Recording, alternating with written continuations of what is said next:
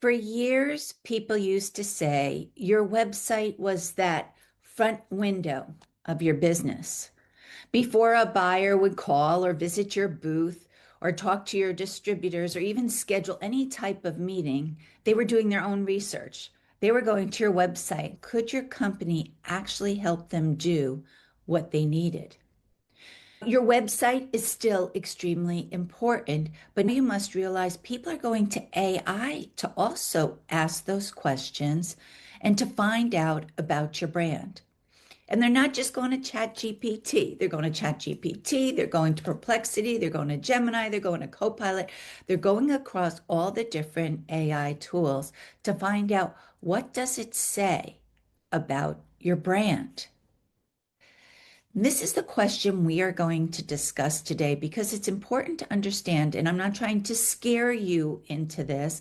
I'm just trying to explain that AI now is another tool that a company has to make sure that they're there and they're there in the right way and they're answering the right questions because people are using AI to help them compare against competition, look at products, dive deep. Will that product solve what they need? And make a short list of who they need to reach out to. Grounding AI is more than a podcast about artificial intelligence. It's a conversation for leaders trying to understand how AI fits into business, relationships, and real-world decision-making. Hosted by Donna Peterson, each episode shares practical insights to help teams use AI more effectively, build trust, improve communication, and stay human in a rapidly changing world. If you're looking for practical conversations instead of hype, you're in the right place. Now, let's get back to the episode. So the main question today is, when buyers ask AI about your company, your products, or the problems you solve, is AI giving them the right answer? Let me say this one again because I've had to repeat this several times to myself, several different times. When a buyer asks AI about your company, your product, the problems that you solve, is AI giving them the right answer? AI may be that first impression. Years ago, it used to be the person who answered the phone. That was the first impression someone would get of your brand. And you had to make sure the person answering that phone had high energy, knew what they were talking about, and could give that call to the right person. Now with AI, you have to do the same thing.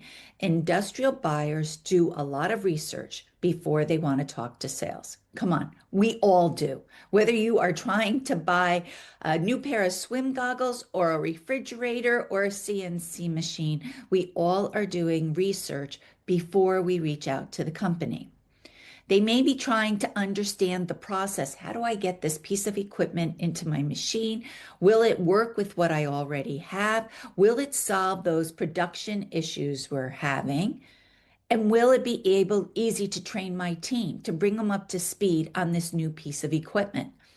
These are all the pieces of information you want to have in AI because remember, not like a website where someone goes on and they search for certain things.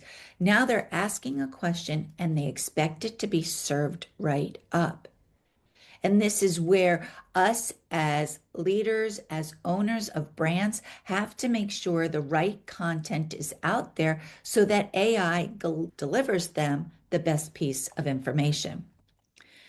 So going back to what type of questions would you want AI to answer correctly about your company? It can be as specific as what coating works best for high-wear parts. How do I reduce downtime in the manufacturing line? And you can put that specific manufacturing line. Remember, the more specific your content is out there, the better it's going to reach your target audience, but it's also going to help solve their problems and their questions. AI, and when we're talking about putting the information out there, is just like what your marketing team or your sales team might do on what type of questions might be out there. Take that frequently asked question sheet and make sure you have content on those pieces and get it into AI. Make sure it is posted on your website. Make sure it is on LinkedIn. Make sure you are handing it out at trade shows so that AI picks it up.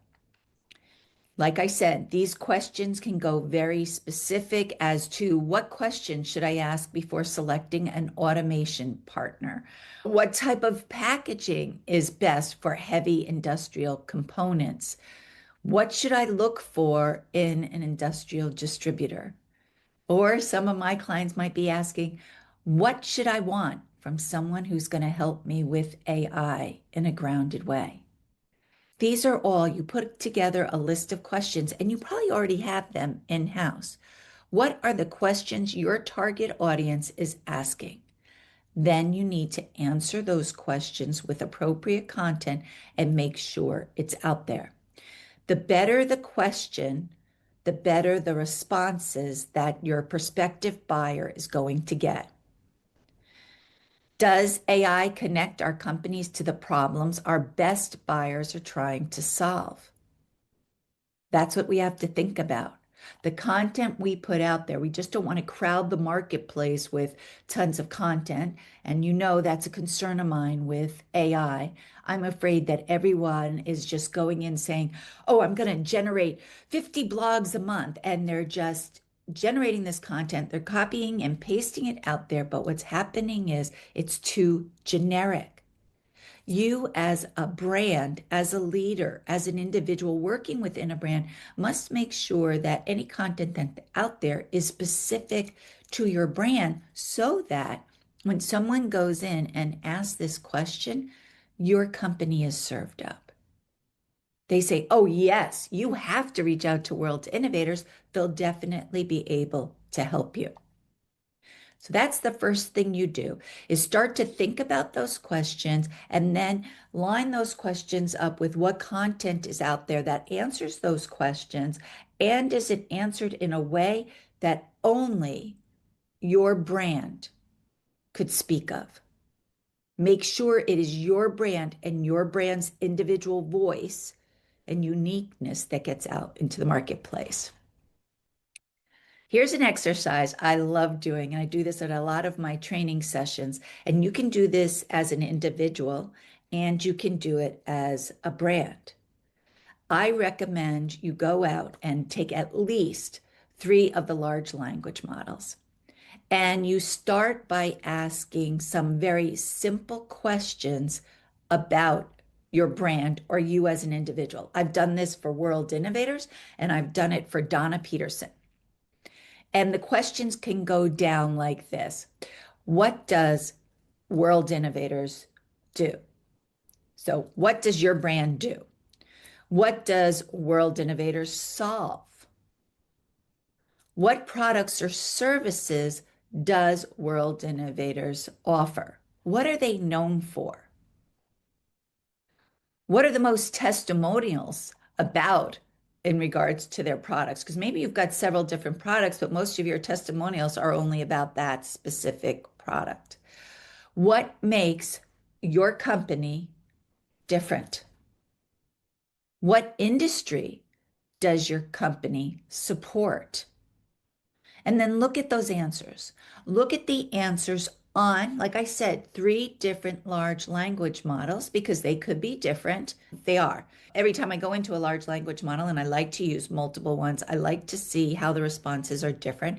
And sometimes I combine them and sometimes I ignore them. But use the 3 different one and then look at those answers. Are they accurate? Are they up to date? Maybe it's talking about the old products you offered, not the newest product that you have. Are they too generic? There's the one I really want you to pay attention to because that means the content that's going out in the marketplace is too generic. It's not specific and unique to your brand and to what you have to offer. Do they miss our strongest market? Now, I'm sure you're doing a lot of analysis inside about who your biggest buyers are. And we know when you look at your full database, 80% of your business comes from 20% of your database. Have you dove into that 20% to really know and understand that audience? And is the content that's out there speaking to that audience? When AI serves up these responses to what do you know about world innovators or what is the strongest offering we have, you've got to make sure the answers that are being served up will be exactly what this 20% wants. And that makes sense. Now, when you get these responses, and it's easy because here we are, a 45-year-old company, they should know by now, what do? We have tons of content. We've been blogging since 2010. We've got tons of content out there. So when you get this feedback, I don't want you to get defensive. I don't want you to say AI is stupid. They don't understand our market, which I will be honest, in the beginning, that's what I used to say. Treat the answers like a market feedback, like you have gone to an independent consultant who is now looking through everything saying, you've gone too broad. This information that's out in the marketplace is too generic. You are not answering the specific questions that your best buyers have. You do this and review those answers, and now you decide, how do I make change? You've got to ask these questions like an industrial buyer, like someone who's looking for AI training. And this is where it becomes more useful. Do not only ask about your company, make sure you ask the questions your buyers may be asking. And that's very important.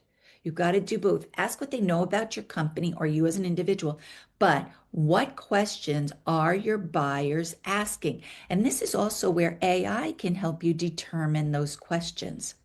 And again, this can go as deep as, what should I know before choosing a supplier for a specific product? Or how do I compare manufacturers of a specific product? Or would this be a good product for our specific setup? Ask these questions and see what the responses are. And then again, carefully look at them. Does your company show up when you ask these questions? If these are the questions your best buyer asks, you want to make sure your company shows up.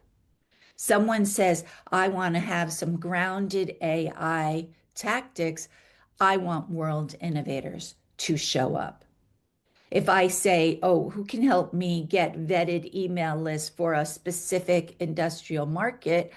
I want world innovators to come up because what we do is very unique compared to other marketing companies out there because we only have a specific niche and we're answering the questions of that specific niche.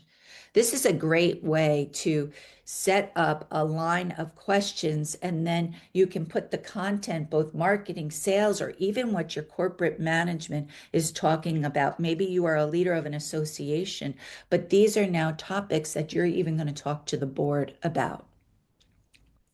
You've got to do this research. How to help, and now this is how you can help AI understand your brand better. You do not improve what AI says by arguing with it. You can't say, you are wrong. You've got to improve this. It's all about the messaging you put out there. Is it clear? An example is one year I was working with a publisher who, it was a family-owned business and they had a one industry specific publication. And when we went on to AI and I asked, who publishes this magazine? It came across with this huge publisher that works across several different verticals. You could get mad saying, no, that's wrong. That's not the right publisher. Or we could change our tune and make sure that all the messaging we're putting out in the marketplace reflects that this is a family-owned business. We have one publication because we concentrate on this specific industry, and we think it is very important to do a very thorough job for our advertisers, for our subscribers. And now that is the core of their messaging and everything they put out there. And they've even gone as far as the footer within their website now says the company name. This is a family-owned company. Getting it out in the marketplace on every possible channel so that when you ask AI who publishes this magazine, now it comes up with the publishing company and says it's a family-owned company. This is the only publication they publish. This is how you can help educate AI with the clear messaging about your brand and about the products or the services you offer, but also the buyers you are trying to help. What challenges, what goals do they have? This exercise, like I said, to go through and do it, and you look at your content pieces and make sure everything answers those questions your buyers have. But it is a great exercise to do as an individual. So me, I do it for Donna Peterson, and I do this almost on a quarterly basis. I go across other large language models, a few of them, and ask, what do you know about Donna Peterson? And if there's anything I need to change.